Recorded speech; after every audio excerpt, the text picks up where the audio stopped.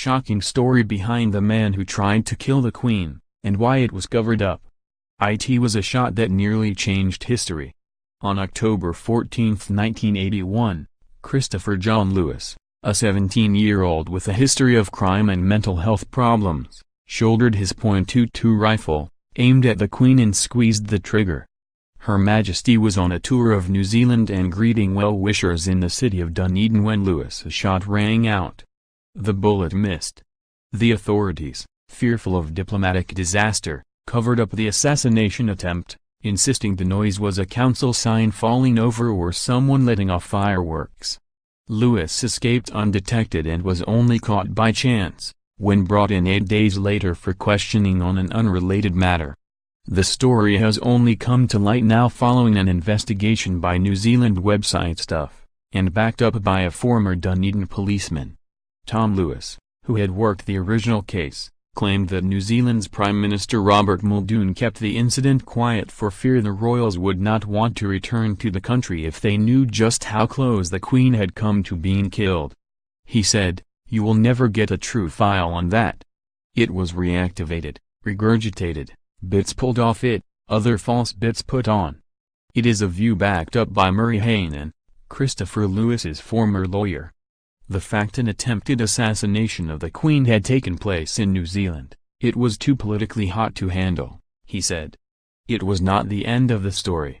2 years later Lewis tried to escape from a psychiatric ward in order to kill Prince Charles, and in 1995 he was sent on a state-funded holiday during another royal visit, for fear he might once again threaten the Queen's life.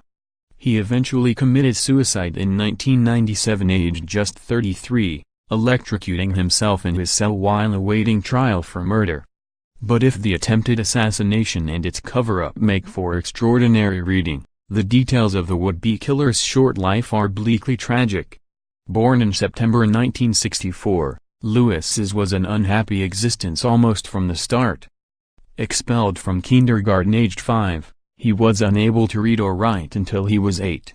His father had left by then, and his mother remarried a man he later described as a harsh disciplinarian who would beat him with a strap.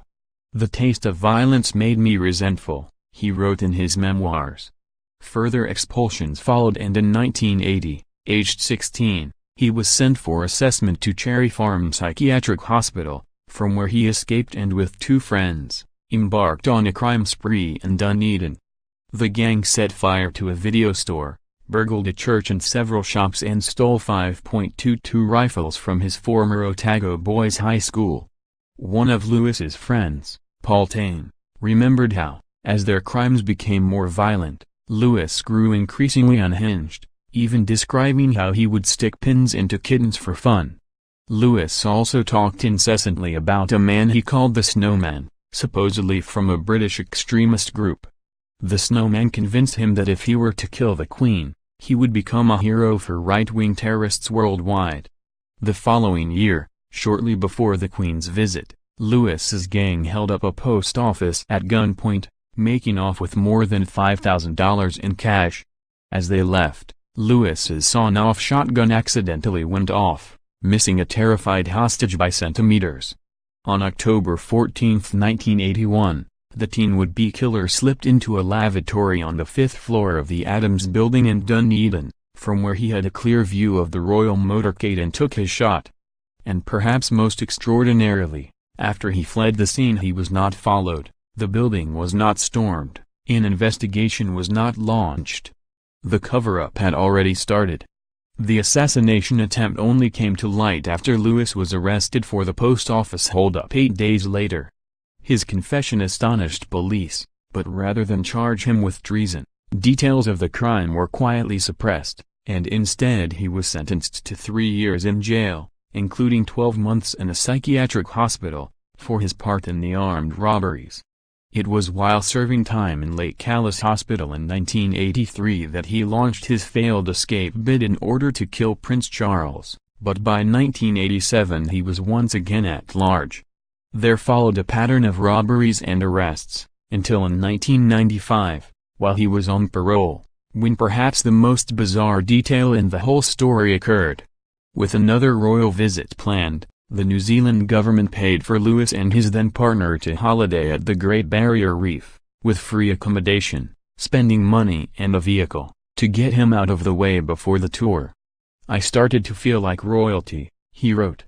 The following year Lewis killed himself while awaiting trial for the murder of Tanya Furlan, who had been found battered to death in her home in Auckland. In a last twist, the man who had lived a life defined by violence since he was a boy died insisting that he was innocent of that final crime. For 37 years the full extent of Lewis's sad story and the strange cover-up have remained hidden, though not to everyone.